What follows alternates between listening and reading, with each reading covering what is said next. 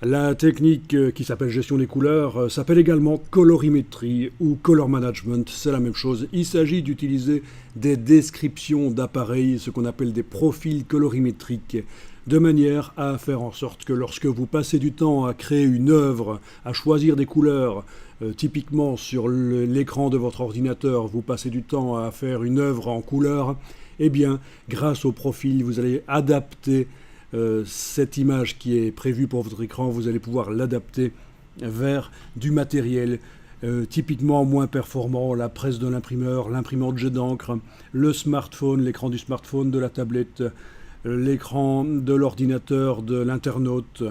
Vous allez, grâce à la gestion des couleurs, automatiser l'adaptation de votre œuvre originale et ça va éviter de faire ce qui se passait avant que la gestion des couleurs n'existe, c'est-à-dire beaucoup d'énervement quand on sortait notre travail réalisé sur notre ordinateur, quand on le sortait sur un périphérique, eh bien les couleurs n'étaient pas bonnes, il fallait corriger, mais on ne savait pas trop dans quel sens il fallait corriger, c'était un peu de l'essai et erreur, et beaucoup de perte de temps, beaucoup d'énervement.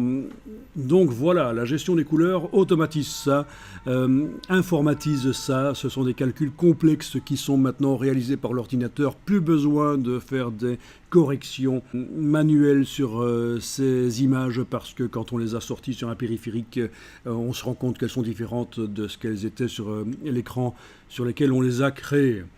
Alors maintenant, à vous de voir si vous voulez consacrer du temps à ces techniques. C'est vrai que c'est un investissement de temps.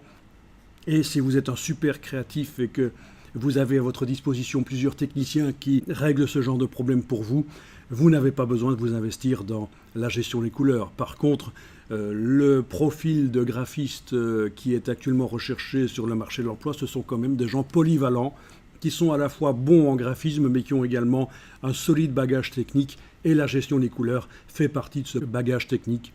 Donc à vous de voir, c'est certain que ça demande un petit investissement de plusieurs heures pour arriver à comprendre et maîtriser cela.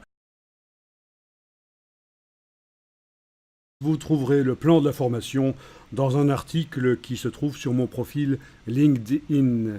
Donc il suffit de taper le mot LinkedIn et mon nom. Vous pouvez y avoir accès même si vous n'êtes pas inscrit sur LinkedIn. Et l'article s'appelle Colorimétrie 2019. Eh bien, je vous souhaite un bon apprentissage si vous avez décidé de vous intéresser à la gestion des couleurs, au color management.